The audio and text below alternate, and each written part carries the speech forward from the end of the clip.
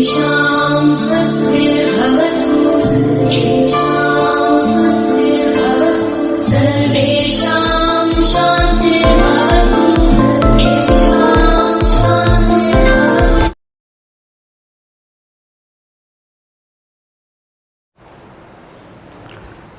प्रिय भैया बहनों नमस्कार। आदर्श शिक्षण संस्थान चूरू कक्षा तृतीय संस्कृत में आपका स्वागत। आज हम पंचम पाठ का अध्ययन करेंगे। पंचम पाठ है सुभाषितानि। सुभाषित, सुभाषित, सु सुंदर, अच्छा, भाषित कथन, अच्छी बातें, सुभाषितानि अच्छी बातें। तो हमारे इस तृतीय में संस्कृत विषय में दो पाठ, पंचम और एक नवम, ये सुभाषितानि हैं। तो पंचम पाठ है, भाग 1 लिखा है आगे, भाग 2 नवम पाठ है। तो भाग 1 जिसमें 5 सुभाषित हैं। सुभाषित संस्कृत में जिसे श्लोक बोलते हैं, हिंदी में जिसे दोहे बोलते हैं, तो संस्कृत में सुभाषित। अपने परीक्षा में भी अर्धवार्षिक परीक्षा, वार्षिक परीक्षा, टेस्ट के दौरान ऐसा प्रश्न आता है, कोई एक सुभाषित लिखिए, कोई 2 सुभाषित लिखिए। हाँ, तृतीय कक्षा तक अर्थ लिखना बहुत कम आता है सुभाषितों के। बाकी सुभाषित लिखना या सुभाषित याद हो तो उसमें रिक्त स्थान पूर्ति करना, ऐसे प्रश्न आते हैं।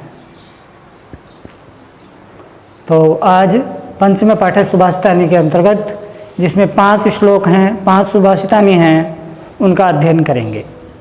तो अध्ययन करें उससे पहले इन सुभाषितों में जो कठिन शब्द आए हैं, जो मैंने श्यामपट पर लिखे हैं, उनका एक बार अध्ययन करेंगे। कॉपी में भी इनको अपने जो गृह कार्य का जो फेयर कॉपी है उसमें इनका लिखेंगे भी। शब्दार्थ, सुभाषितानि, सुभाषितानि अच्छी बातें, सुंदर कथन। पृथ्व्याम पृथ्वी पर, त्रीणि 3 संख्यावाची शब्द, त्रय तीसरा त्रीणि हमने पढ़ा है ना। रत्नानि रत्न, जलम अन्नम, जलम प्लस अन्नम, जल और अन्न। मूढ़ई मूर्ख लोग, पाषाण खंडेसु पत्थर के टुकड़ों को। रत्न संज्ञा, रत्न नाम से, विद्यते जानते हैं। पर्दों से रात्रि के समय। दीपकश्चंद्र, चंद्रमा ही दीपक है। प्रभाते, दिन के समय, प्रभात में। दीपको, दीपक, रवि, सूर्य है। त्रिलोके, तीनों लोकों में, 3 लोक, तीनों लोकों में। सुपुत्र, अच्छा पुत्र। कुल दीपक है, कुल का दीपक, परिवार का दीपक। न अभिषेको, न अभिषेको, न तो राज तिलक होता। सिंहस्य, शेर का। क्रियते, किया जाता है। वन्य, जंगल में। विक्रमार्जित, मेहनत से कमाए हुए। राजस्य, राज्य का।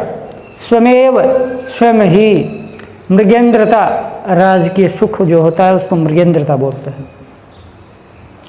अमंत्रम अक्षरम नास्ति, अक्षर है वो अमंत्र नहीं है।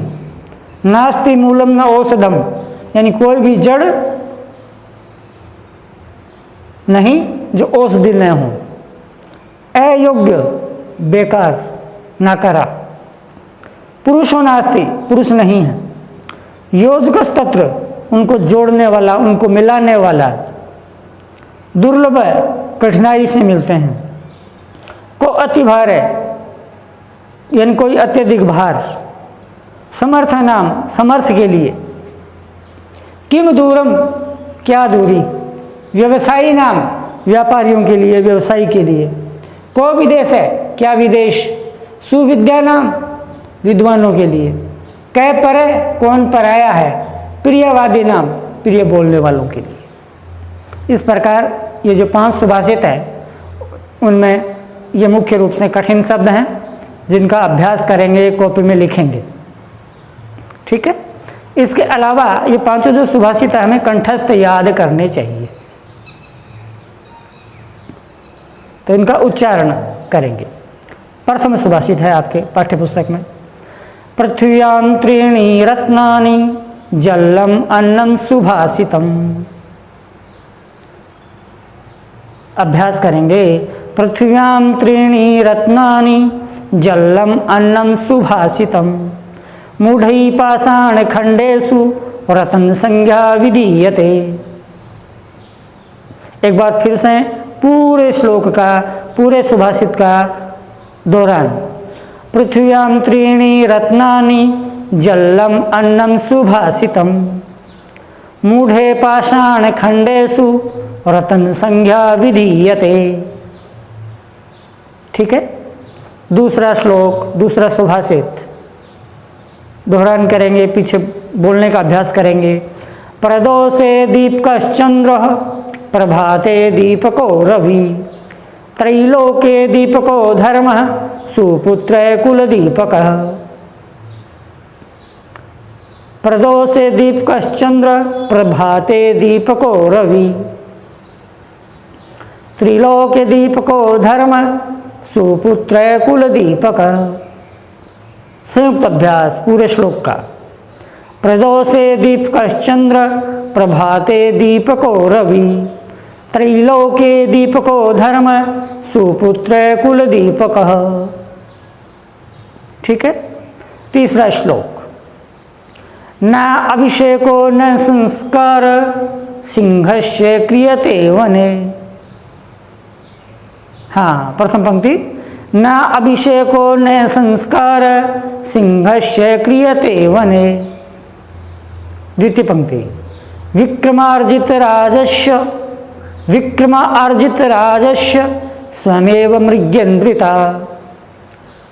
द्वितीय पंक्ति है विक्रमार्जित राजस्य स्वमेव मृग्यन्द्रिता। पूरे श्लोक का अभ्यास। न अभिषेको न संस्कार सिंहस्य क्रियते वने विक्रमार्जित राजस्य स्वमेव मृग्यन्द्रिता। चौथा श्लोक। ऐमंत्रम अक्षरम नास्ति नास्ति मूलम न औषधम। प्रथम पंक्ति। ऐमंत्रम अक्षरम नास्ति नास्ति मूलम न औषधम अयोग्य पुरुषो नास्ति योजक क्षत्रिय दुर्लभ। ये द्वितीय पंक्ति है। अयोग्य पुरुषो नास्ति योजक क्षत्रिय दुर्लभ। फिर से अभ्यास पूरे का एक साथ। ऐमंत्रम अक्षरम नास्ति नास्ति मूलम न औषधम अयोग्य पुरुषो नास्ति योजक क्षत्रिय दुर्लभ। अंतिम श्लोक, 5वें सुभाषितानि। को अतिभार समर्थानां किम दूरम व्यवसायिनां। प्रथम पंक्ति। को अतिभार समर्थानां किम दूरम व्यवसायिनां को विदेश सुविद्यानां कै प्रप्रियवादिनां। संयुक्त अभ्यास पूरे श्लोक का। को अतिभार समर्थानां किम दूरम व्यवसायिनां को विदेश सुविद्यानां कै प्रप्रियवादिनां। ये 5 सुभाषित हमें कंठस्थ याद करने हैं और अपनी जो कॉपी जो है पाठ्यक्रम की उस कॉपी में भी इनको सुंदर लेख में लिखना है और याद करना है। परीक्षा में श्लोक लिखने भी आते हैं सुभाषित, इसके अलावा रिक्त स्थान पूर्ति करने भी आ जाते हैं। जैसे प्रथम श्लोक है पृथ्व्याम त्रीणि रत्नानि जलम अन्नम सुभाषितम। प्रथम पंक्ति, इसमें कई बार आ जाता है पृथ्व्याम खाली स्थान सुभाषितम, तो आपको भरना पड़ेगा और भर तभी पाओगे जब आपको ये श्लोक याद होगा। पृथ्व्याम दिया हुआ है, आगे सुभाषितम दिया हुआ है, तो आपको रिक्त स्थान याद है तो भर पाओगे। त्रीणि रत्नानि जलम अन्नम, ये भरना होगा, तो याद करना है। एक बार फिर से इनका अर्थ भी साथ साथ सुनेंगे, ध्यान में आए। बढ़िया है। पृथ्व्याम त्रीणी रत्नानि, पृथ्व्याम माने पृथ्वी पर, त्रीणी रत्नानि, 3 रत्न हैं। पृथ्वी पर कितने रत्न हैं? 3 रत्न हैं। जलम अन्नम सुभाषितम, जल अन्न और सुभाषित, मीठी बातें, अच्छी बातें। तो कितने रत्न पृथ्वी पर? 3। कौन से बताए? जल, अन्न और मीठी बातें। मूढ़े पाषाण खंडेषु रत्न संज्ञा विधीयते, मूढ़े जो मूढ़ लोग होते हैं, मूर्ख लोग होते हैं, वो रत्न संज्ञा विधीयते पाषाण खंडेषु, पाषाण खंडेषु यानी पत्थर के टुकड़ों को, हीरे जवाहरात सोना चांदी ये पत्थर के टुकड़े हैं, खजानों से निकलते हैं, इनको रत्न मानते हैं। रत्न ये नहीं है, रत्न है जल, अन्न और मीठी बातें जो हमेशा आवश्यक है। ये प्रथम श्लोक का अर्थ हुआ। द्वितीय श्लोक, प्रदोषे दीपकश्चंद्र प्रभाते दीपको रवि, त्रिलोके दीपको धर्म सुपुत्र कुल दीपक है। प्रदोषे दीपकश्चंद्र, प्रदोष का दीपक यानी दिन का दीपक चंद्रमा है। दिन में दीपक का कार्य कौन करता है? चंद्रमा करता है। नहीं, प्रदोष दीपक चंद्र, माफी चाहूँगा, प्रदोष है रात्रि के समय, रात्रि के समय। दीपक चंद्र यानी दीपक चंद्रमा है।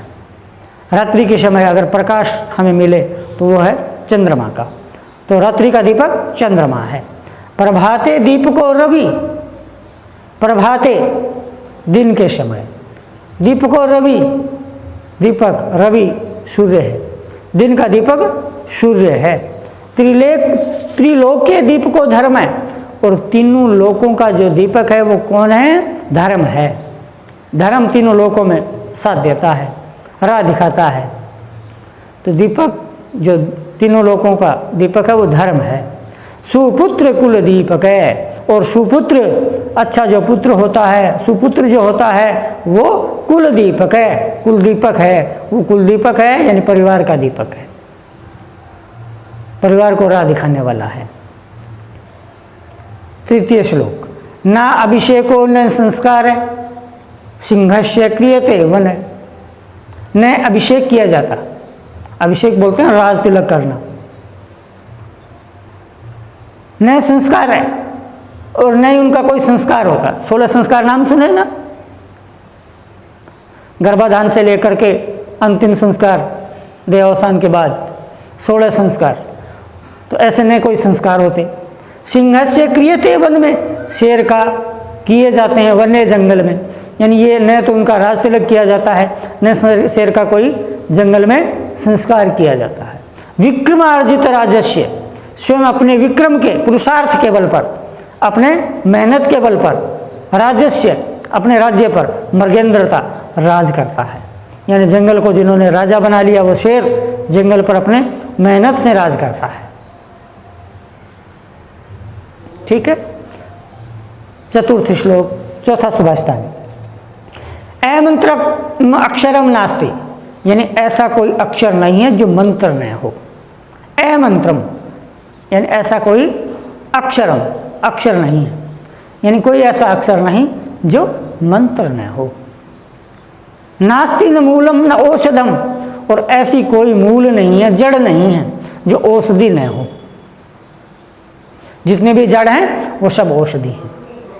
अयोग्य पुरुष नास्ति, और अयोग्य पुरुष भी नहीं होता, कोई भी पुरुष नाकारा नहीं होता, बेकार नहीं होता।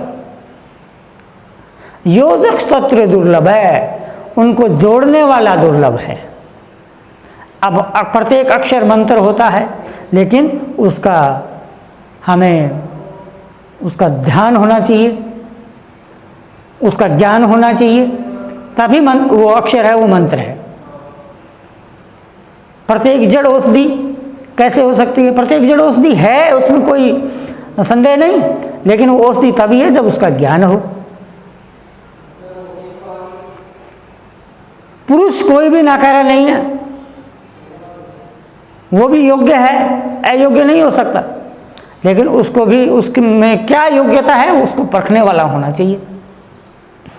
कोई ना कोई खूबी अवश्य होती है, तो उनको मिलाने वाला, उनको उसमें से वो ज्ञान खोजने वाला वो दुर्लभ है। चौथा श्लोक। अब 5वां श्लोक। को अति भार समर्था नाम किम दूरम व्यवसायी नाम, यानी समर्थ व्यक्ति के लिए कोई चीज़ भार नहीं है। समर्थ जो होता है, बलवान हट्टा-कट्टा, उसके लिए कोई चीज़ भार नहीं होती। किम दूरम व्यवसायी नाम, जो व्यवसायी हैं, व्यापार करते हैं, उनके लिए दूरी कोई मायने नहीं रखती। किम दूरम व्यवसायी नाम, यानी व्यवसायियों के लिए कोई दूरी नहीं होती। को विदेश है सुविद्या नाम, सुविद्या नाम यानी विद्वानों के लिए। को विदेश है, कोई विदेश नहीं है उनके लिए, जहाँ भी जाए स्वदेश का स्वभाव मालूम होता है। और कै प्रियवादी नाम, कै पर, कौन पराया है? प्रियवादी नाम, प्रिय बोलने वालों के लिए। जो प्रिय बोलता है वो सबको अपना बना लेता है, उसके लिए कोई पराया होता ही नहीं। इसलिए तो कै पर प्रियवादी नाम, जो प्रियवादी हैं उनके लिए कोई पराया नहीं होता। इस प्रकार ये 5 श्लोक याद करने हैं, हमें कॉपी में करने हैं। इनके जो शब्दार्थ हैं ये भी कॉपी में करने हैं। ठीक है, इति।